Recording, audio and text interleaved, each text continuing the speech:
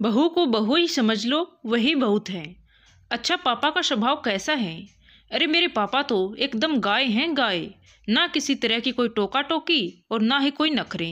उनके तो बस अपनी मित्र मंडली प्यारी है जिसमें वो मस्त रहते हैं। पता है, उन्होंने आज तक मुझे कभी एक बार भी डांटा नहीं है। मेरी उनसे बहुत जमती है, दोस्त जैसे हैं हम दोनों। और तुम्हारी छोटी बहन शिवानी, उसके बारे में कुछ बताओ ना। यार शिवानी का क्या बताऊं, वो तो सारा दिन बस किताबों में ही घुसी रहती है। पढ़ाई के सामने तो उसको कुछ दिखाई नहीं देता।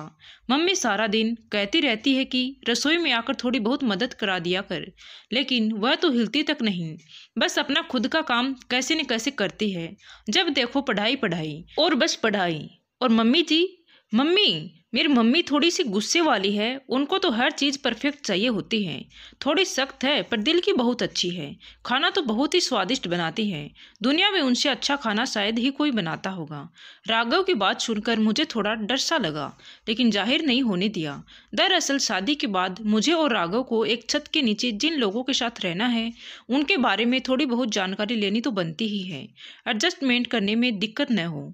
यही सोचकर मैंने आज राघव से रेस्तरां में कॉफ़ी पीते हुए बातों ही बातों में पूछा, अपने होने वाले ससुराल वालों के बारे में धीरे धीरे जानकारी लेनी शुरू कर दी।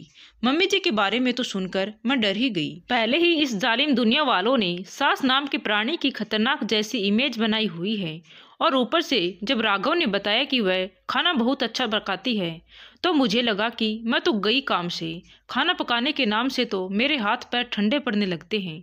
मैंने तो आज तक रसोई में सिर्फ उतना ही काम किया था जितना मम्मी के बीमार पड़ने पर ज़रूरत होती थी। इसके अलावा कभी मुझे किचन में जाना पसंद ही नहीं था। अक्सर मजबूरी में मैं थोड़ा बहुत जल्दी जल्दी निपटाने वाला काम हमेशा करती। अब क्या करूं, पढ़ाई में शुरू से ही अच्छी थी, और जब इस बात का एहसास हुआ कि कुछ हासिल करने के लिए कड़ी मेहनत बहुत ज़रूरी है, तो फिर बस मैंने पढ़ाई में पूरी जान फूंक दी और बन गई एक सॉफ्टवेयर इंजीनियर। पढ़ाई खत्म होते ही नौकरी करने लगी। अब ऐसे में मुझे किचन में जाने का समय नहीं मिला, और सच कहूँ तो मुझे बचपन से खाना पकाने में कुछ खास दिलचस्पी भी नहीं थी। सगाई हुई और 3 महीने बाद शादी का मुहूर्त निकला। अब दिन रात एक तरफ जहाँ शादी की तैयारियां चल रही थी, तो वहीं दूसरी ओर इधर माँ की प्रवचन लगातार जारी रहे। थोड़े दिन के बाद तुझे ससुराल जाना है, कैसे करेगी रसोई का काम। जब देखो फोन पर अंगूठे दौड़ाती रहती है। नीचे रख फोन और इधर ध्यान दे जरा, ये इस तरह से नहीं छीलते, ऐसे छीलते हैं, इस तरह काटते हैं। तलने के लिए इन सब बातों का ध्यान रखना चाहिए। नमक कम हो तो ये करना चाहिए, और ज़्यादा मिर्ची हो तो ऐसे ठीक करते हैं। मेरी माँ ने मुझे एक के बाद एक ना जाने कितने ही टिप्स दे डाले, ताकि मैं रसोई में जाकर कोई मुसीबत ना खड़ी कर दूं। खैर, माँ से जितना सीख सकती थी सीख लिया। सोचा बाकी आगे के लिए बाबा यूट्यूब तो है ही मेरी मदद करने के लिए। अपनी सास को समझने की कोशिश करना, डांट भी दे तो दिल पर मत लेना, उनकी अच्छाइयों से सीखना, वगैरह वगैरह। माँ बहुत सी ऐसी बातें सोते जागते मेरे अंदर डालने की लगातार कोशिश करती रही। कभी सुनती तो कभी अच्छा अच्छा करके पतली गली से निकल जाती, और फिर देखते ही देखते मेरे जीवन का वो सबसे खास दिन आ ही गया। दुल्हन बनकर मैं पिया की गली पहुंच गई। गाजे बाजे और खूब जोश के साथ मेरा ससुराल में स्वागत किया। शुरुआत के 1 डेढ़ महीने कहाँ और कब बीत गए पता ही नहीं चला। औपचारिकता की चादर धीरे धीरे उतरने लगी और घर में अब सब खुलकर बात करने लगे। मैंने भी दोबारा नौकरी पर जाना शुरू कर दिया। जल्दी ही मेरी सासू माँ को इस बात का एहसास हो गया था कि मैं रसोई में जाकर ज़्यादा खुश नहीं हूँ। उनके सामने मेरी हालत तो वैसे ही पतली हो जाती थी, इसलिए मेरी मदद करने हमेशा आ जाती थी। मुझे सामने से कभी डांटा तो नहीं, पर पता लग जाता था कि उनको मेरी कौन सी बनाई चीज़ पसंद नहीं आई। एक दिन ताऊ और ताई जी खाने पर आई। मम्मी जी ने मेड के साथ मिलकर सारा खाना तैयार कर लिया। उस शाम मेरे ऑफिस के बाद ऑनलाइन मीटिंग थी, इसीलिए रसोई में जाकर मम्मी जी की कोई खास मदद ना करवा सकी। सिर भी भारी हो रहा था। ऐसे में मम्मी जी ने मुझे थोड़ा आराम करने को कहकर खुद ही सब संभाल लिया। खाने की मेज पर बातों ही बातों में ताऊ जी मेरी सासू माँ को सुनाने लगे, आजकल की लड़कियाँ बड़ी ही नाजुक होती चली जा रही हैं भाभी जी। जरा सा काम सिर पर पड़े तो इनको चक्कर आने लगते हैं। क्यों विमला, बात सही है कि नहीं? ताई जी की ओर देखते हुए तंज मेरे ऊपर कसा गया। मुझे बुरा लगा लेकिन वास्तविकता भी तो यही थी। भाई साहब, एक बात कहूँ, बात कड़वी है पर एकदम सच। मम्मी जी ने कड़क कर अपनी बात रखते हुए कहा। हम घर के बड़े सदियों से घर में आई नई नवेली बहू को नौकर समझते आ रहे हैं। कभी प्यार से उसे पुचकारते भी नहीं, लेकिन फिर जब हमारा बुढ़ापा आता है तब हम उसी को नौकरानी जैसी बहू से उम्मीद लगाते हैं कि वो तब एक सुशील संस्कारी बेटी बनकर हमारी टूटी बिखरी हड्डियों की सेवा करे। हमारा जमाना अलग था भाभी जी। उस दौर के लड़का लड़की हर हाल में माँ बाप के द्वारा दिए गए सिद्धांत पर चला करते थे। पर आज समय बदल गया है।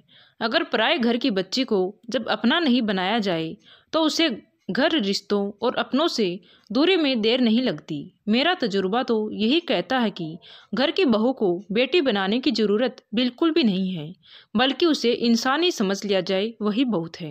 आज मेरी बहू लगातार 7-8 घंटों से ऑफिस के काम में उलझी हुई थी। ऐसे में शरीर और दिमाग से पूरी तरह थक जाता है इंसान।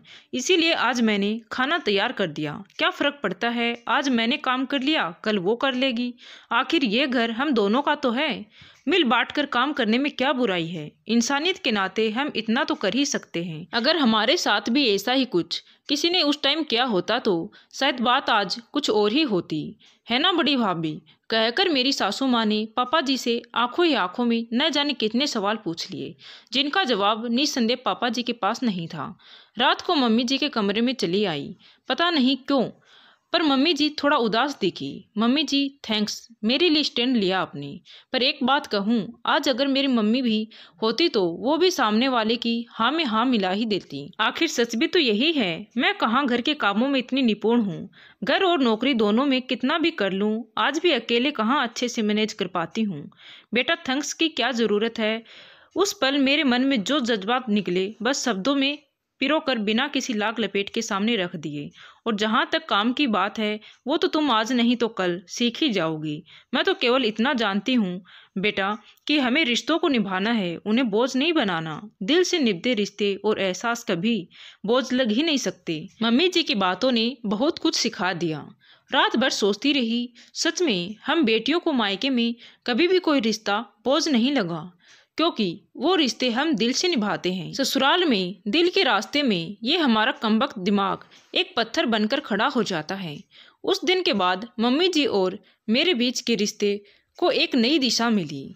धीरे धीरे एक दूजे को सहारा देने की आदत सी हो गई। जिस तरह मेरे में कुछ कमियां थी, वैसे ही हर आम इंसान की तरह मेरी सासू माँ की भी कुछ कमजोरियां थी। एक तो उनको भूलने की बहुत अजीब सी आदत थी। अक्सर तारीख तो भूल ही जाती, और दूसरा कोई ना कोई चीज़ कहीं भी रखकर भूल जाती, और उस चीज़ के ना मिलने पर घर में बवाल मच जाता। मैं अब मोबाइल में हर ज़रूरी तारीख को फीड कर लेती और मम्मी जी की हर मुमकिन मदद कर देती। धीरे धीरे मैंने जाना कि मम्मी जी को अच्छा खाना बनाने के साथ साथ सुंदर और नए नए लेटेस्ट डिजाइन के कपड़ों का भी शौक था। कई बार उनको पापा जी को बाजार लेकर चलने के लिए आग्रह करते हुए सुना। पापा जी ठहरे बिल्कुल विपरीत स्वभाव के प्राणी। वो हर बार मम्मी जी की बातों को टाल दिया करते। अब क्या था, मैं जब भी कभी बाजार जाती कहीं ना कहीं से उनके लिए कभी नई स्टाइलिश कुर्ती, तो कभी स्टाल, तो कभी प्लाजो, तो कभी गॉगल्स या पर्स ले आती। उनको अपनी सहेलियों संग घूमने फिरने का भी बहुत शौक था। जब कहीं जाना होता तब मैं देखती कि वो मेरी लाई हुई कोई न कोई चीज़ जैसे गॉगल्स या कुर्ती पहनकर बड़े चाव से मेरे साथ मेरी कार की बगल वाली सीट पर आकर बैठती और मुझसे पूछती कैसी लग रही हूँ मैं भी फ्लाई किस के साथ उनको बताती, एकदम मस्त मम्मी जी।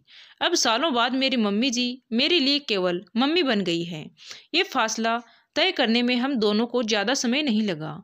आखिर हम दोनों ने ही अपना अहम हमारे रिश्तों के बीच में नहीं आने दिया, और साथ ही दिल पर दिमाग को कभी हावी न होने दिया। कड़वी बातों को अनदेखा कर आगे बढ़ जाने की आदत को अपनाया।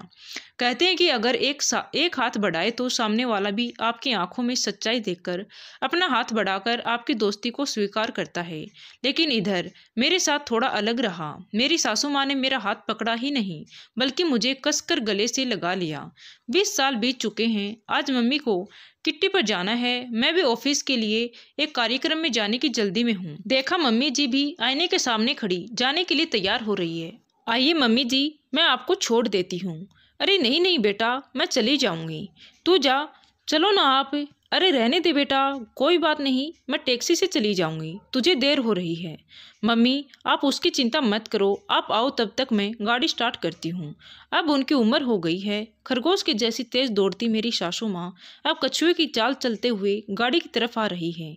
आते हुए कभी अपनी साड़ी का पल्लू सेट करने लगी तो कभी रास्ते में रुककर बगीचे में पौधों को पानी डालने के लिए माली को अच्छे से डिटेल में समझा बुझा रही है।